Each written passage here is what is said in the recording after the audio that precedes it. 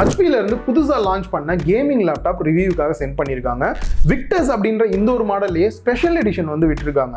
என்ன அப்படி ஸ்பெஷலா கொடுத்துருக்காங்க அப்படின்னு பாத்தீங்கன்னா, இதுல யூஸ் பண்ணிருக்கக்கூடிய கிராபிக்ஸ் கார்டு நியூ ஆர்கிடெக்சர்ல பில்ட் பண்ண Nvidiaவோட RTX 3050A அப்படின்ற ஒரு புது கிராபிக்ஸ் கார்டு வந்து யூஸ் பண்ணிருக்காங்க. இதுல பில்ட் இன் AI கொடுத்துருக்காங்க, பெட்டர் பெர்ஃபார்மன்ஸ் இருக்கும் அப்படின்ற மாதிரியும் சொல்லியிருக்காங்க. இதெல்லாம் டெஸ்ட் பண்ணாதான் தெரியும். அண்ட் அது மட்டும் இல்லாம மைக்ரோசாஃப்டோட கோபைலட் ஆஃபீஸ்லாம் கூட ஆஃபர் பண்றாங்க. அதையும் டீடைலா பார்க்கலாம். குறிப்பா ஸ்டெம் ஸ்டூடெண்ட்டை வந்து டார்கெட் பண்ணி தான் இந்த லேப்டாப்பை லான்ச் பண்ணியிருக்கிறதா சொல்லியிருக்காங்க. அது என்ன ஸ்டெம் ஸ்டூடெண்ட், அதை பற்றியும் டீட்டெயிலாக சொல்லியிருக்கேன். நீங்கள் ஒரு நல்ல லேப்டாப் உங்களோட ஆஃபீஸ் யூஸ்க்காக இருக்கட்டும் இல்லை காலேஜ் யூஸ்க்குலாம் வாங்கணும் அப்படின்னு நினைக்கிறீங்கன்னா இது சூட்டபிளாக இருக்குமா அப்படின்றது வீடியோ ஃபுல்லாக பார்த்தீங்கன்னா உங்களுக்கே தெரியும். நீங்கள் பார்த்துட்டு இருக்கிறது லவுடலி டெக் சேனல். நான் சுகுமார். வாங்க வீடியோக்குள்ளே போகலாம். முக்கியமாக சொல்ல வேண்டியது இந்த வீடியோக்கான ஸ்பான்சர் HP தான். ஸோ என்னெல்லாம் லேப்டாப்பில் இருக்குது இல்லை அப்படின்றத வர்ற டெஸ்ட் ரிசல்ட் பேஸ் பண்ணி தான் சொல்ல போகிறேன். நீங்களே வீடியோ பாருங்கள், உங்களுக்கே கிளியராக தெரியும். குயிக்காக ஒரு அன்பாக்சிங் பண்ணிடலாம். பிளாக் கலர் பாக்ஸில் விக்டஸ் லோகோ போட்டிருக்காங்க, ஹச்பியோட பிராண்டிங்குமே பண்ணியிருக்காங்க. ரைட் சைடில் கீ ஃபீச்சர்ஸ் என்னெல்லாம் இருக்குது அப்படின்ற ஸ்பெக்ஸ் எல்லாம் வந்து கொடுத்துருக்காங்க. ஸோ இது வந்து ஒரு ஸ்பெஷல் எடிஷன், அதையும் மென்ஷன் பண்ணிவிட்டு ஆஃபீஸ் 2021 இருக்கிறதையுமே சொல்லியிருக்காங்க. இப்போது சீலை கட் பண்ணிவிட்டு பாக்ஸை ஓப்பன் பண்ணால் உள்ளே பார்த்தீங்கன்னா முட்டை வைக்கிற ட்ரே மாதிரியே ஒரு பாக்ஸ் வந்து கொடுத்துருக்காங்க. அதை ஓப்பன் பண்ணால் உள்ள லேப்டாப்பு, அதுக்கு ஒரு கவர் போட்டு வந்து கொடுத்துருக்காங்க. இந்த கவரை ரிமூவ் பண்ணிவிட்டு இப்போ ஓப்பன் பண்ணால் கீபோர்டுக்கும் மானிட்டருக்கும் நடுவில் ஒரு குட்டி ஷீட் ஒன்று கொடுத்துருக்காங்க, ரெண்டு டச் ஆகாமல் இருக்கிறதுக்கு. நெக்ஸ்ட்டு அடாப்டர் ஒன்று கொடுத்துருக்காங்க, அதுக்கான பவர் கேபிளுமே இருக்குது. அண்ட் ஃபைனலாக யூசர் மேனுவல் கொடுத்துருக்காங்க. ஃபஸ்ட்டு லேப்டாப்போட டிசைன் அப்படின்னு வரும்போது எல்லாருக்குமே தெரியும், கேமிங் லேப்டாப் அப்படின்னும் போது லைட்டாக ஒரு ரக்கட் ஃபீலும் சைஸ் கொஞ்சம் பெருசாக இருக்கிற மாதிரி தான் இருக்கும். இதுவுமே பார்த்தீங்க அப்படின்னா 2.29 kg இருக்கிற மாதிரி தான் கொடுத்துருக்காங்க. அண்ட் ஃபுல் அண்ட் ஃபுல் லேப்டாப்போட டாப் பாட்டம் எல்லா இடமே வந்து பிளாஸ்டிக்கில் தான் கொடுத்துருக்காங்க. அண்ட் கலர் அப்படின்னு வரும்போது பெர்ஃபார்மன்ஸ் ப்ளூ அப்படின்னு சொல்லியிருக்காங்க. வேற ஒன்றும் இல்லை, ப்ளூ கலர் தான். ஃபுல் அண்ட் ஃபுல் வந்து மேட் ஃபினிஷ்லையும் இருக்குது, பார்க்குறதுக்கு கலர் வந்து டீசெண்டாகவே இருக்குது. அண்ட் வி அப்படின்ற அந்த விக்டஸோட லோகோவுமே கொடுத்துருக்காங்க. டிஸ்பிளேயோட பேக் சைட் பாட்டம்லையுமே அந்த விக்டஸ் அப்படின்றத மென்ஷன் பண்ணியிருக்காங்க. ஓப்பன் பண்ணுறதும் பார்த்தீங்க அப்படின்னா ஜஸ்ட் ஒரே ஒரு ஃபிங்கர் யூஸ் பண்ணி ஈஸியாக ஓப்பனும் பண்ண முடியுது. ஃபுல்லாக லேப்டாப் ஓப்பன் பண்ணுறீங்க அப்படின்னா எனக்கு தெரிஞ்சு ஒரு 120 டிகிரி வரைக்கும் இந்த மாதிரி ஃபுல் ஓப்பன் பண்ணிக்க முடியுது. போர்ட்ஸ் அண்ட் பட்டன்ஸ்க்கு வந்தோம் அப்படின்னா லெஃப்ட் சைடில் பவர் போர்ட் கொடுத்துருக்காங்க. அண்ட் ஒரு USB Type A கொடுத்துருக்காங்க. 3.5 ஆடியோ ஜாக் வருது. அண்ட் SD கார்டுக்கான ஸ்லாட்டுமே வந்து கொடுத்துருக்காங்க. நெக்ஸ்ட் ரைட் சைடில் HDMI போர்ட்டும் USB Type A போர்ட் இங்கேயுமே ஒன்று கொடுத்துருக்காங்க. ஸோ டோட்டலாக 2 கொடுத்துருக்காங்க. நெக்ஸ்ட் LAN போர்ட் ஒன்று கொடுத்துருக்காங்க. அண்ட் ஃபைனலாக ஒரு Type C போர்ட்டுமே கொடுத்துட்டாங்க.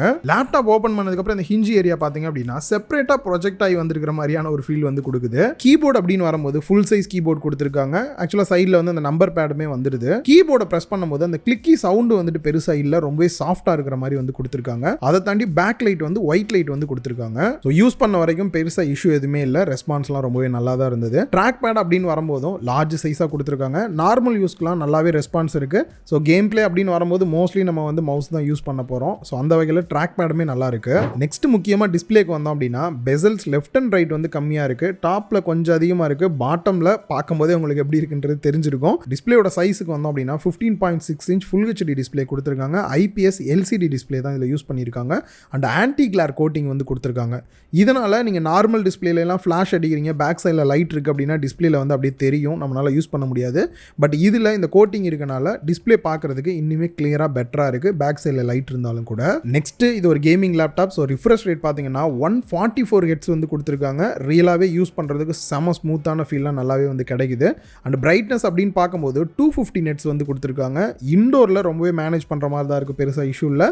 பட் அவுட்டோர்லாம் யூஸ் பண்ணுறோம் அப்படின்னும் போது ஓகேவான அவுட்புட் தான் கொடுக்குது. அண்ட் கலர் அக்யூரேசியை பொறுத்த வரைக்கும் 45% NTSC கொடுத்துருக்காங்க.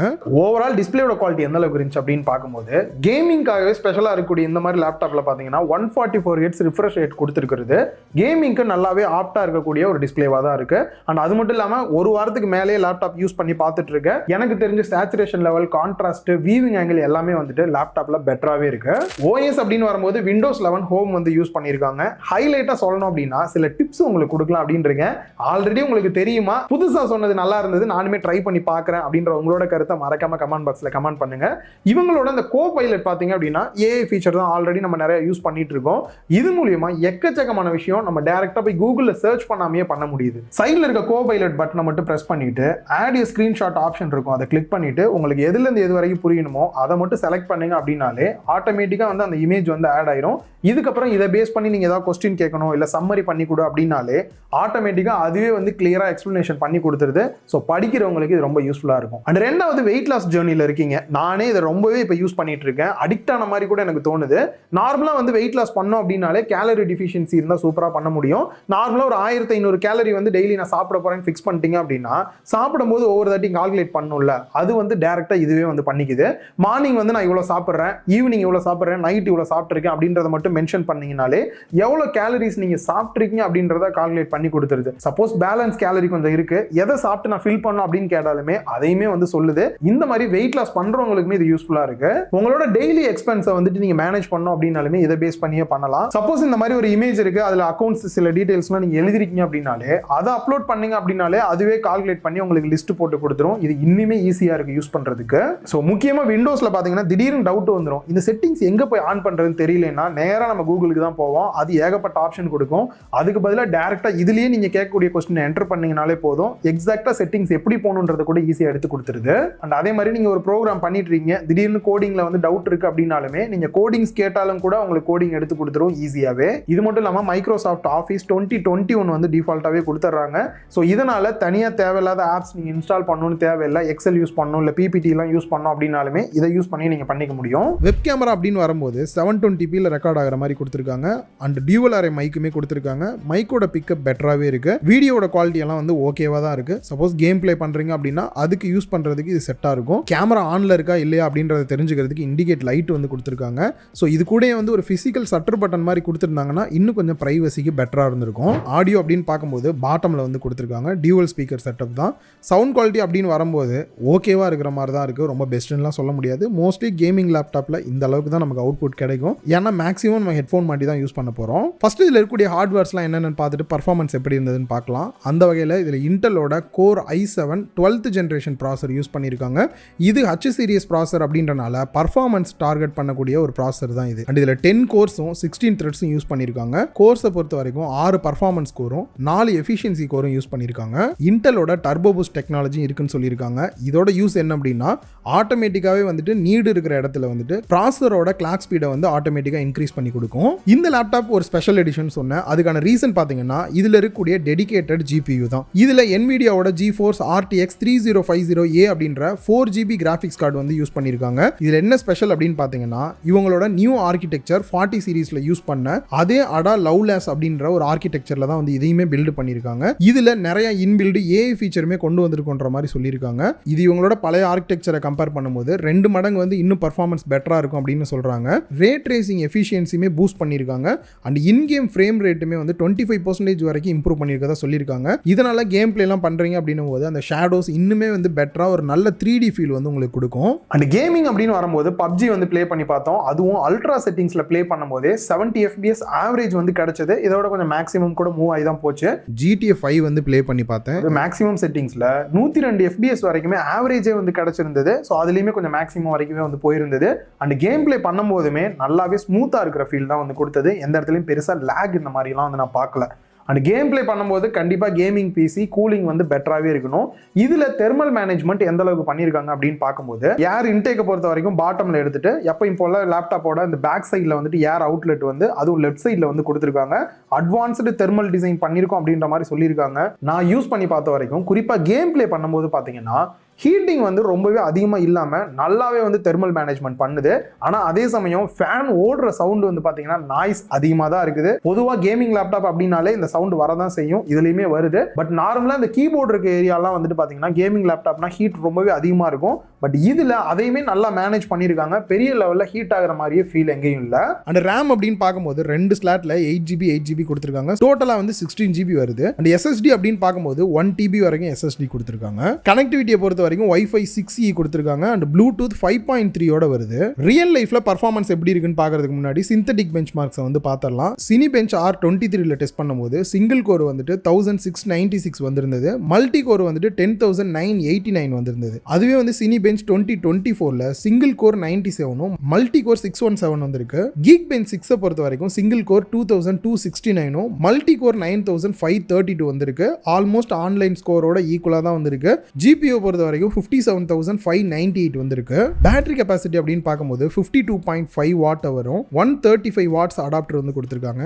இதை யூஸ் பண்ணி லைவா டெஸ்ட் பண்ணி பார்த்ததுல 0 to 25% சார்ஜ் ஆகிறதுக்கு 17 நிமிஷமும், 50% சார்ஜ் ஆகிறதுக்கு 36 நிமிஷமும், 70% சார்ஜ் ஆகிறதுக்கு 57 நிமிஷமும், 100% சார்ஜ் ஆகிறதுக்கு 2 மணி நேரம் கிட்ட டைம் எடுத்துக்கிச்சு. ஸோ பேட்டரி லைஃப் அப்படின்னு வரும்போது கேமிங் லேப்டாப் சொல்லவா வேணுன்ற மாதிரி தான் இருக்கு. நார்மலா நீங்க வந்து யூஸ் பண்றீங்க, ப்ரௌசிங் இந்த மாதிரியான வேலை பாக்குறீங்க அப்படின்னா ஒரு 4 மணி நேரம் வரைக்கும் உங்களுக்கு கிடைக்குது. அதுல நீங்க எப்படி யூஸ் பண்றீங்கன்றத பொறுத்து. அண்ட் அதே மாதிரி கேமிங் அப்படின்னு வரும்போது கண்டிப்பா இதோட டைமிங் வந்து கம்மியா தான் வருது. மோஸ்ட்லி நான் கேம் பிளே பண்ணும்போது சார்ஜ் போட்டு தான் பிளே பண்ணேன். அப்பதான் நமக்கு மேக்ஸிமம் பர்ஃபார்மன்ஸ் எப்படி இருக்குன்றது தெரியும். லேப்டாப்போட பிரைஸ் என்ன, ஓவரால் பர்ஃபார்மன்ஸ் எந்த அளவுக்கு இருந்துச்சு அப்படின்னு பார்க்கும்போது நான் ஏற்கனவே சொல்லியிருந்தேன் ஸ்டெம் ஸ்டூடெண்ட்டுக்காகவே ஸ்பெஷலா இந்த லேப்டாப் வந்து லான்ச் பண்ணியிருக்காங்க அப்படின்ட்டு.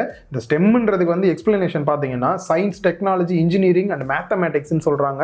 அப்போ வீடியோ எடிட்டிங்லாம் இதில் எந்த கேட்டகரியில் வருன்ற மாதிரி இருந்தது. ஸ்டூடெண்ட்டாக இருக்கும் அப்படின்னாலுமே நம்ம படிக்கிறோம் அப்படின்னா மோஸ்ட்லி இதுக்குள்ள தான் நம்ம வந்து படிக்கிற மாதிரி இருக்கும். அவங்க எல்லாருக்கும் சூட்டபிளாக இருக்கிற மாதிரி இருக்கும் அப்படின்றாங்க. ஒரு எக்ஸாம்பிளுக்கு நீங்கள் வீடியோ எடிட்டிங்லாம் பண்ணுறீங்க ப்ரீமியர் ப்ரோவில் அப்படின்னா நார்மலாக நம்ம மவுஸ்லாம் யூஸ் பண்ணி டைம் லைனில் யூஸ் பண்ணும் போதெல்லாம் லேக் இல்லாமல் ஸ்மூத்தாக இருக்கு. குறிப்பாக ரெண்டரிங்குமே பார்த்தீங்க அப்படின்னா நல்லாவே ஃபாஸ்ட் ஆகுது. அண்ட் சப்போஸ் நீங்கள் மெக்கானிக்கல் ஸ்டூடெண்ட்டாக இருக்கீங்க அப்படின்னா ஆட்டோ கேட் இந்த மாதிரிலாம் யூஸ் பண்ணுறீங்க அண்ட் 3D டயக்ராம்லாம் நீங்கள் வரைகிறீங்க அப்படின்னாலும் கூட உங்களுக்கு ஒரு ஸ்மூத்தான எக்ஸ்பீரியன்ஸ் கிடைக்கும். ரொம்ப இந்த ரெண்டரிங் லேக் ஆகிற மாதிரியான ஃபீல் கூட வராது. குறிப்பாக நீங்க கிராஃபிக் டிசைனிங்லாம் பண்றீங்க அப்படின்னா இதுல இருக்கக்கூடிய இந்த ஒரு கிராஃபிக்ஸ் கார்டு பாத்தீங்கன்னா இன்னுமே பெட்டரா பர்ஃபார்மன்ஸ் பண்ணி உங்களுக்கு ஒரு ஸ்மூத்தான எக்ஸ்பீரியன்ஸ் வந்து கொடுக்கும். ஐடி ஸ்டூடெண்டா இருக்கீங்க, பைத்தான்லாம் யூஸ் பண்றீங்க அப்படின்ற பட்சத்தில் ஹெவியான இமேஜஸா இருக்கட்டும், வீடியோஸா இருக்கட்டும், குறிப்பா டேட்டா டைப்ஸ் இது எல்லாமே வந்துட்டு ஈஸியா ப்ராசஸ் பண்ணும் எஃபிஷியன்ட்டா அப்படின்றாங்க. நான் யூஸ் பண்ணி பார்த்த வரைக்கும் என்னோட எக்ஸ்பீரியன்ஸ்ல யாருக்கு இது சூட்டபிளா இருக்கும் அப்படின்னு பார்த்தோம்னா நீங்க டார்கெட்டடா கேம் பிளே தான் உங்களுக்கு, நான் ஒரு கேமர் ப்ரோ அப்படின்னு நினைக்கிறீங்கன்னா ஹெச்பிலேயே பாத்தீங்கன்னா ஓமன் லேப்டாப் கூட நீங்க வாங்கலாம். 1 lakh above பிரைஸ் வந்துடும்.